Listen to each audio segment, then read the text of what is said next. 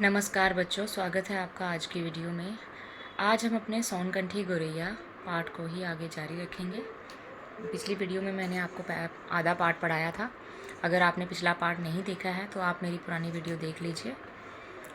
हमने अब तक देखा था कि यहाँ पे बड़े लोगों से किस प्रकार बालक को प्रेरणा मिलती है, वह अधिक से अधिक शिकार करने के लिए प्रेरित होता है। तो आज हम पढ़ेंगे तो कोई और चिड़िया थी। जब भांजे ने देखा तो कोई और चिड़िया थी, गले पर सुनहरा रंग था। सवाल खड़ा हो गया कि ये गौरैया नहीं है तो क्या है। माथा खुजाते चिड़िया को उलट पुलट कर दूसरे बच्चों ने भी देखा, लेकिन सुनहरा रंग सवाल था। आखिर इस शिकार को क्या नाम दिया जाए। अर्थात ये चिड़िया एक अलग सी चिड़िया थी। जिस प्रकार उन्होंने पहले शिकार किया था, ये वैसी चिड़िया गौरैया नहीं थी, क्योंकि इसका गला जो था, गले पर सुनहरा रंग था। इसी तरह सभी बच्चे जो थे दुविधा में थे कि आखिर ये कौन सी चिड़िया है, क्योंकि उन्होंने आज तक इस प्रकार की चिड़िया कभी नहीं देखी थी। सब बच्चों ने अपनी तरफ से कोशिश की, लेकिन किसी को भी इसका उत्तर नहीं मिला। चिड़िया को मामा के सामने पेश किया गया तो मामा भी पशोपेश में पड़ गए। गौरैया नहीं है, कुछ और है। भांजे को क्या बताया जाए। बहुत चिड़िया देखी है, लेकिन ऐसी कभी नहीं देखी। भांजे ने बड़ा दुर्लभ टाइप शिकार किया है। मामा ने महज शाबाशी देकर टालने की कोशिश की, लेकिन भांजा टस से मस नहीं हुआ। मामा जी बताओ तो सही, ये कौन सी चिड़िया है। टस से मस होता है अपनी बात से ना हिलना, यानी कि अपनी बात से पीछे ना हटना। यहाँ पर जब मामा को भी दिखाया गया तो मामा को भी पता नहीं चला, क्योंकि उन्होंने भी आज तक इस प्रकार की चिड़िया नहीं देखी थी। तो वो भी कहते हैं कि दुर्लभ होता है जो आज तक जो किसी ने शिकार ऐसा ना किया हो, जिस चीज़ को हम पहले ना देख सकते हो, ना पा सकते हो, ना कर सकते हो, उसे हम दुर्लभ कहते हैं। ये आपको अपने नवीन शब्दों में मिल जाएंगे इन शब्दों के सारे अर्थ। अगले अनुच्छेद की तरफ चलते हैं। भांजे की बेचैनी देखकर मामा भी चिंतित हुए और तय किया कि चलो बॉम्बे नेचुरल हिस्ट्री सोसाइटी चलते हैं। वहाँ अंग्रेज़ साहब W.C. मिल्लार्ड के पास ज़रूर जवाब होगा। मिल्लार्ड साहब ने भी चिड़िया को देखा, गले के पास सुनहरा रंग भी देखा और बता दिया कि यह गौरैया ही है, सोनकंठी गौरैया। यह विशेष प्रजाति है जो संख्या में बहुत कम रह गई है। अर्थात मामा ने देखा कि बच्चा जो है नहीं मान रहा है, भांजा नहीं मान रहा है, तो उन्होंने भी देखा कि अब तो इसकी बेचैनी दूर करने का कोई ना कोई उपाय तो मुझे खोजना ही पड़ेगा। इसलिए उन्होंने वहाँ पे एक संस्था थी, पक्षियों की संस्था थी, वहाँ पर वो चले गए जहाँ पे पक्षियों को रखा जाता है। उन पर बहुत शोध किए जाते हैं और उन्हें सुरक्षित रखा जाता है। जो पक्षी समाप्त होने वाली, जिन पक्षियों की प्रजातियाँ समाप्त होने वाली होती हैं, जिसे हम अंग्रेज़ी में एंडेंजर्ड स्पीशीज़ कहते हैं, वहाँ पर गए तो वहाँ पर एक अंग्रेज़ साहब थे जिनका नाम W.C. मिल्लार्ड था। जैसे ही उनके पास गए तो उन्होंने बताया और उन्होंने कहा कि जैसे उन्होंने गले के पास सुनहरा रंग देखा और बता दिया कि ये तो गौरैया ही है, लेकिन कौन सी गौरैया है, सोनकंठी गौरैया है, क्योंकि उसकी गर्दन, कंठ यानी कि गला जो था वो सुनहरा रंग था, इसलिए उन्होंने इसे क्या नाम दिया, सोनकंठी गौरैया। और ये कहा कि एक विशेष प्रजाति है, यानी कि एक बहुत ही खास किस्म की प्रजाति है जो संख्या में बहुत कम रह गई है, यानी कि समाप्त हो गई है या होने वाली है।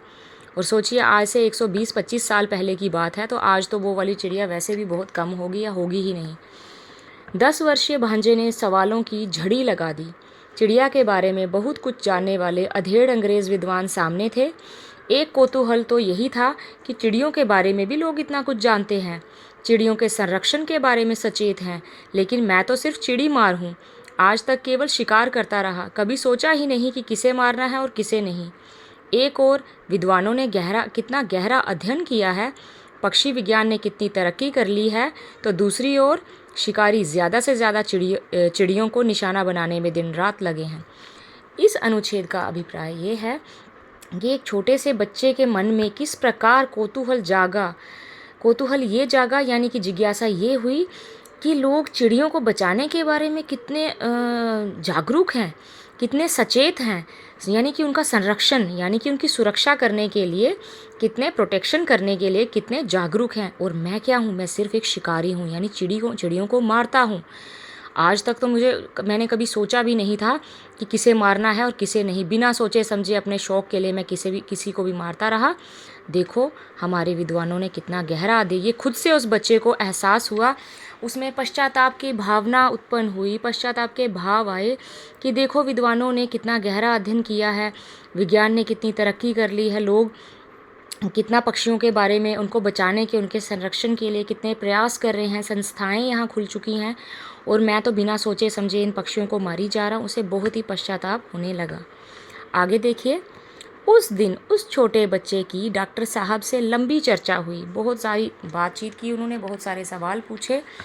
मिल्लार्ड ने बताया कि भारत पंछियों का देश है, यहाँ इतने पंछी हैं कि कोई पूरी तरह नहीं जानता, पंछियों के बारे में कोई पुख्ता दस्तावेज तक नहीं है। अर्थात उन्होंने कहा कि हमारे देश में बहुत सारे ऐसे पंछी हैं, उनकी इतनी प्रजातियां हैं, उसके बाद हमारे पास कोई पुख्ता दस्तावेज़ होता है, कोई पक्की जानकारी वाले कागज़, डॉक्यूमेंट्स जैसे हम अंग्रेज़ी में कहते हैं, पुख्ता होता है पक्की जानकारी देने वाले कागज़, कोई डॉक्यूमेंट, वो नहीं है उस पर, वो हमारे पास ये नहीं है कि हमारे यहाँ कितने पंछी हैं। कहते ऐसे बहुत सारे पंछी हैं और कितने ही पंछी विदेशों से हर साल भारत आते हैं। उसी दिन उस भांजे ने ठान लिया कि वह पंछियों के बारे में ज़्यादा से ज़्यादा जानने की कोशिश करेगा। उसे बॉम्बे नेचुरल हिस्ट्री सोसाइटी जाने की आदत लग गई।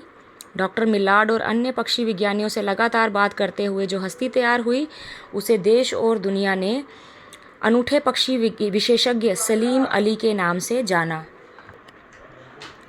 कहने का अभिप्राय ये है कि वह बच्चा इतना ज़्यादा अधिक प्रसिद्ध हुआ, इतनी ज़्यादा शोध करने के बाद उसे दुनिया में काफ़ी प्रसिद्धि मिली, और बड़ा होकर वह बच्चा एक पक्षी विशेषज्ञ बना जिनका नाम सलीम अली है, जिनका जन्म 1896 ईस्वी को हुआ और 1987 में इनकी मृत्यु हो चुकी है। कोई ऐसा पक्षी प्रेमी नहीं होगा जो सलीम अली को नहीं जानता हो, यानी कि इतने प्रसिद्ध थे, क्योंकि इन्होंने उपलब्धियां ही इतनी ज़्यादा हासिल की थी, इसलिए इन्हें सभी पक्षी प्रेमी जानते थे। वे पंछियों के पीछे पीछे घूमते टहलते ना जाने कितने जंगलों उद्यानों की खाक छानते हुए बड़े हुए, और उन्होंने अनेक पुस्तकों की रचना की। कहते हैं कि इन्होंने उस दिन से तय किया कि आज से मैं सिर्फ पक्षियों के बारे में ही जानकारी प्राप्त करूंगा, पक्षियों के विषय में ही कार्य करूंगा, उनका संरक्षण, उन पर शोध करूंगा, संशोधन करूंगा, सब मैं देखूंगा कि यहाँ पर हमारे देश में कितने पक्षी हैं। जंगलों, बाग बगीचों, जहाँ उन्हें पक्षी मिलते उनके बारे में वह पता करते, उनके बारे में ज़्यादा से ज़्यादा अनुसंधान करते रहते। कहते हैं उन्होंने अनेक पुस्तकों की रचना की, और अपनी पुस्तकों में उन्होंने उन प्रत्येक पक्षियों के बारे में लिखा, कहाँ से वह पक्षी आए, क्या उनकी विशेषताएं हैं, हर चीज़ इन्होंने जो उन पुस्तकों में लिखी। एक सोनकंठी गौरैया की मौत ने उनके पूरे जीवन का निर्माण कर दिया। देखो, एक पक्षी के मरने से उनका जीवन ही बदल गया। उन्होंने पंछियों के शोध के लिए पकड़ने के अनगिनत आसान तरीके निकाले थे, जिनसे पंछियों को रत्ती भर नुकसान नहीं पहुंचता था। शोध अध्ययन के बाद पंछियों को सकुशल छोड़ दिया जाता था। देश और विश्व स्तर पर सम्मानित सलीम अली ने जीवनी लिखी जिसका नाम है एक गौरैया का गिरना। कहते हैं इन्होंने अनेक पुस्तकों की रचना की, और इन्होंने अपनी एक बायोग्राफी यानी कि एक जीवनी लिखी जिसका नाम है एक गौरैया का गिरना। बाल मन यानी कि बच्चों के मन में बैठी एक बात ने किस तरह उन्हें पक्षी विज्ञानी बना दिया। उस समय कोई सोच भी ना सकता था कि पक्षियों पर भी अध्ययन किया जा सकता है, उनके संरक्षण के विषय में भी सोचा जा सकता है। सलीम अली के जुनून की वजह से ही देश भर में पक्षी अस्पताल खुले। इनके प्रयासों की वजह से ही देश भर में कई पक्षी अस्पताल खुले, जहां पर पक्षियों को सुरक्षित रखा जाता है, उनका इलाज किया जाता है। तो बच्चों, आज का हमारा यह पाठ समाप्त हुआ। अगर आपको कोई भी समस्या हो तो आप मुझे कमेंट कर सकते हैं मेरी वीडियो पर। वीडियो कैसी लगी हो ये भी बताएं, और वीडियो को लाइक करें, चैनल को सब्सक्राइब करें और अपने मित्रों से शेयर करें। Thank you.